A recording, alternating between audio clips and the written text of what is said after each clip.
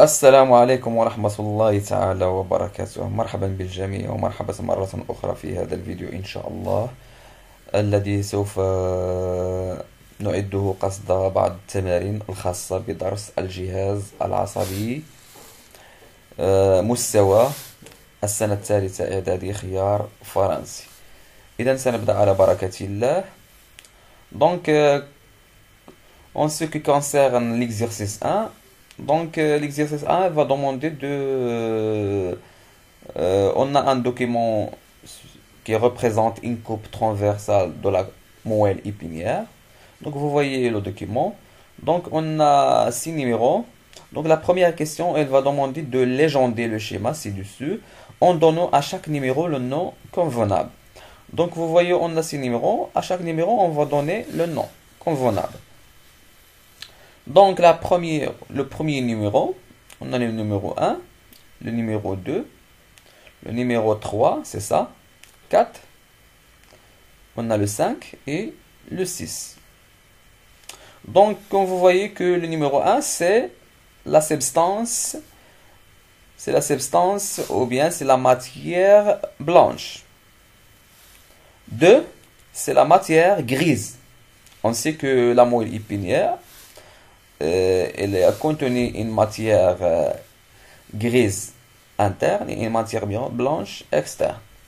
Donc le 3, on a une racine, donc c'est la racine postérieure.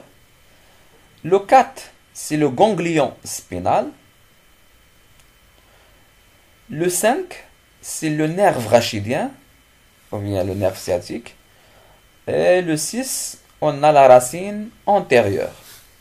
Donc, pour différencier entre la racine postérieure et la racine antérieure, on a la racine postérieure et toujours, elle possède un ganglion spinal. Ça y est? Donc, on commence. La question 2, c'était le rôle des numéros 3 et 6. Donc, le numéro 3, c'est la racine postérieure et le numéro 6, c'est la racine antérieure. Donc, le rôle de la racine 3, ou bien c'est la racine postérieure, il joue un rôle d'un conducteur sensoriel. Ça y est? Parce qu'il contient des fibres nerveuses sensitives. Donc, il conduit l'influx nerveux sensitif de récepteur sensitif vers la moelle épinière. Donc, il joue un rôle d'un conducteur sensitif.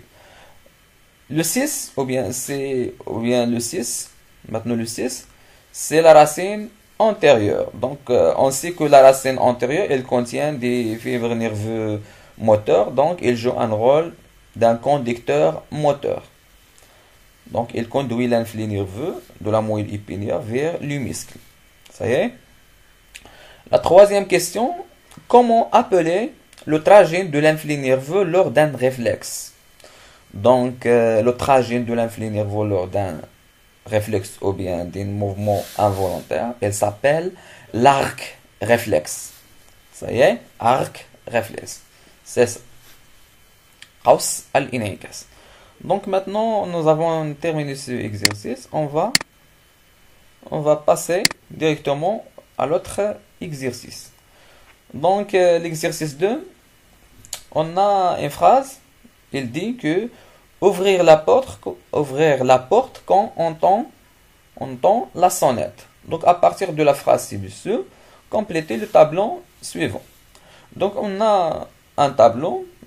Il vous demander de donner le type de l'acte nerveux, le lieu de naissance de l'influx nerveux et la nature de l'influx nerveux. Donc, on va commencer par l'acte 1, ouvrir la porte. Donc, ouvrir la porte, donc le type de l'acte nerveux, c'est une motricité volontaire.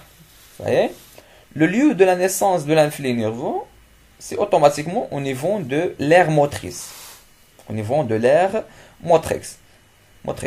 La nature de l'influx nerveux, c'est un influx nerveux qui est moteur.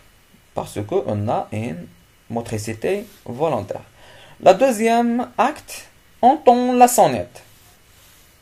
Sami'tu al-jaras.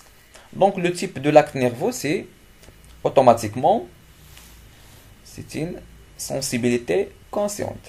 Sensibilité consciente. Le lieu de la naissance de l'influx nerveux, c'est-à-dire elle entend, donc on est par les oreilles. Par les oreilles. C'est-à-dire le récepteur sensoriel, les oreilles.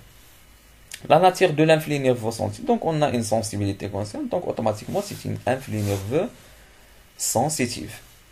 صحيح.